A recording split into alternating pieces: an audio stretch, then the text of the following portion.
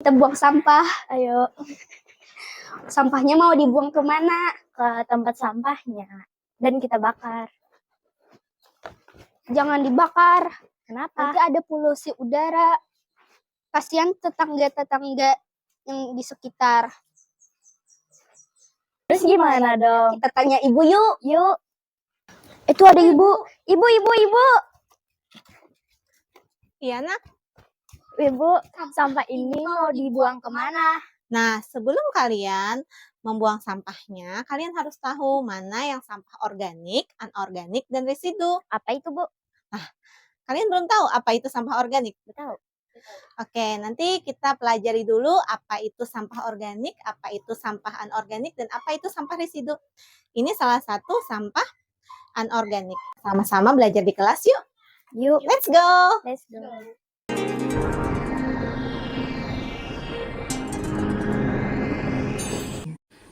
Assalamualaikum warahmatullahi wabarakatuh. Salam dan bahagia Bapak Ibu Guru hebat. Perkenalkan, saya Norsa Fatmawati, Guru kelas 5 SDN Antasari 2, Kecamatan Amuntai Tengah, Kabupaten Hulu Sungai Utara. Kurikulum Merdeka sangat erat kaitannya dengan proyek penguatan profil pelajar Pancasila atau yang lebih dikenal dengan P5. Dalam prakteknya, P5 ini diharapkan dapat memberikan kesempatan kepada peserta didik untuk mengalami pengetahuan sebagai sebuah proses penguatan karakter sekaligus sebagai bentuk belajar secara nyata dari lingkungan sosialnya. Pada kesempatan kali ini, saya ingin berbagi praktik baik tentang pelaksanaan proyek penguatan profil pelajar Pancasila. Saya menerapkan inovasi pembelajaran BERANI. BERANI adalah akronim dari bersih, rapi, asri, dan indah.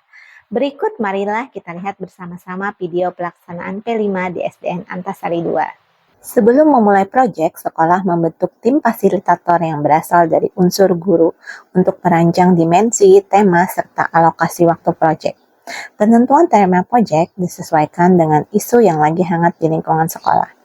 Melalui proyek ini, peserta didik akan menerapkan profil pelajar Pancasila pada dimensi beriman dan bertakwa kepada Tuhan Yang Maha Esa dan berakhlak mulia, bergotong royong, dan kreatif. Nah, kalau kita mengangkat isu yang sedang update di lingkungan sekitar kita, Pak.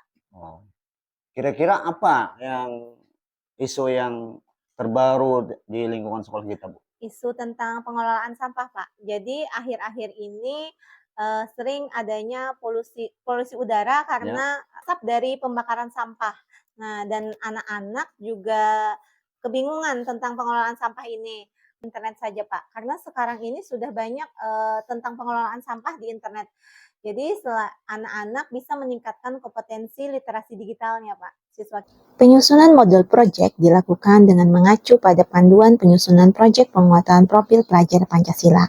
Untuk alokasi waktu adalah 126 JP per semester, dan di sekolah kami untuk P5 dilaksanakan setiap Jumat dan Sabtu. Setelah membuat modul, langkah selanjutnya adalah menerapkan proyek tersebut di dalam kelas. Langkah pelaksanaannya meliputi pengenalan, kontekstualisasi, aksi, refleksi, dan tindak lanjut. Pada tahap pengenalan, siswa diminta mengeksplorasi tentang jenis-jenis sampah yang ada di lingkungan sekitar. Jadi, sudah tahu jenis-jenis sampah ada apa saja? Organik, ya, apalagi anorganik, apalagi residu, betul. Nah, kalau kalian sudah tahu jenis-jenis sampah, berarti kalau kita membuang sampah, bagaimana? Harus diapakan? Harus dipisah, betul Aisyah. Nah, hebat Aisyah. Setelah mengenal jenis-jenis sampah, aktivitas proyek adalah membuat gambar tentang menjaga kebersihan lingkungan. Tahap pengenalan selanjutnya adalah siswa diminta untuk menonton video yang ada di YouTube tentang pengelolaan sampah. Nah, kenapa sampah plastik itu berbahaya? Sekarang marilah kita tonton video yang ada di depan ini. Yuk kita tonton, silahkan. Setelah menonton video, aktivitas proyek adalah menulis pengalaman atau cerita tentang sampah. Dengan aktivitas ini diharapkan dapat meningkatkan kemampuan literasi baca tulis siswa. Pada tahap kontekstualisasi, siswa dapat membedakan jenis-jenis sampah dan memilah atau membuangnya sesuai tempat sampah yang disediakan. Dengan inovasi berani, siswa menjadi lebih sadar bahwa menjaga kebersihan lingkungan adalah tanggung jawab setiap warga sekolah. Semoga dengan kegiatan P5 ini dapat membawa kesadaran dalam kehidupan sehari-hari demi membangun gaya hidup berkelanjutan untuk merawat bumi tercinta.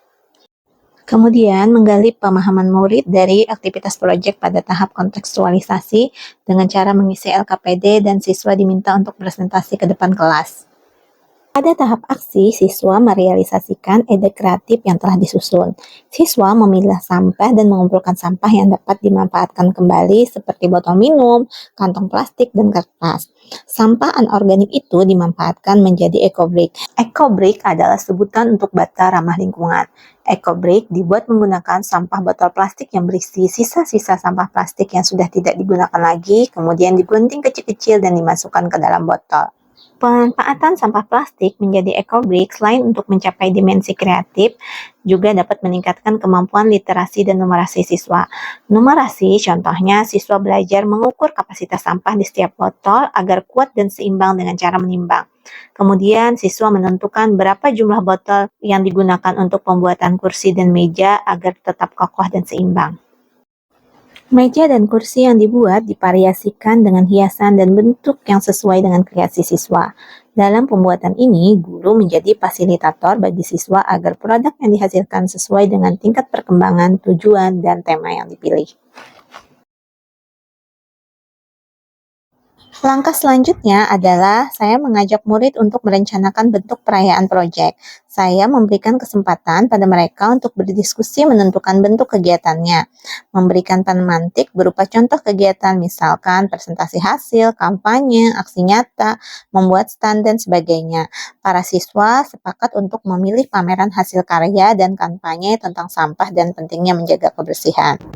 Selama perayaan belajar proyek profil penguatan pelajar Pancasila, hal yang perlu kita perhatikan bahwa kegiatan ini adalah ajang saling mengapresiasi untuk murid dalam suasana sukacita atas proyek profil yang telah dilalui.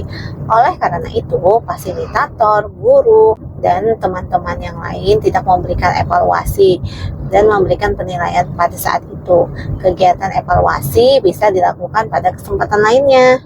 Untuk meningkatkan kemampuan literasi, semua proses dalam proyek ini diceritakan atau dideskripsikan perkembangannya pada kegiatan perayaan P5. Siswa yang mendapatkan giliran akan menceritakan proses yang sudah ia lakukan dalam proyek kepada semua siswa. Hal ini dilakukan agar siswa tidak hanya sekedar melakukan proyek, namun juga memahami proses proyeknya sendiri. Implementasi kurikulum merdeka untuk P5 tidak melulu harus menghasilkan karya berupa barang. Jadi, hasil dari proyek bisa berupa karakter, public speaking, keterampilan berbicara, keterampilan menulis. Jadi, semua keterampilan siswa bisa terakomodir. Tahukah kalian bahwa ada 3 jenis sampah? Yang pertama, organik. Organik itu berwarna hijau. Organik sampah sisa makanan. Untuk perayaan P5 juga tidak harus dilakukan dengan berpesta pora dan menghabiskan dana. Jadi, untuk sekolah yang mempunyai dana sedikit tetap bisa melakukan perayaan dengan dimodifikasi sesuai kondisi sekolah. Contoh seperti pada SDN Antasari 2 melakukan perayaan dengan sederhana. Tidak perlu mengundang sekolah lain atau penjabat, cukup menampilkan di depan semua siswa dan guru, memberikan penghargaan kepada setiap murid, dan membuat rekaman atau dokumentasi. Setelah perayaan hasil karya, langkah penting yang tidak boleh ditinggalkan adalah refleksi akhir dan tindak lanjut atas proyek profil yang telah dilakukan siswa, baik secara verbal atau tertulis. Yang saya lakukan dengan memberi beberapa pertanyaan. Nah, ini konsepnya tidak terbatas lingkup produk saja. Inti sari dari P5 bukanlah pada hasil akhirnya, melainkan pada keberlangsungan proses. Itulah kenapa guru bisa kok melaksanakan P5 tidak harus dengan anggarannya besar buat bikin ini, bikin itu, dan gelar karya yang dimaksud tidak hanya pameran karya saja, tapi juga bisa berupa karakter, aksi, dan kampanye yang sesuai dengan tema yang dipelajari.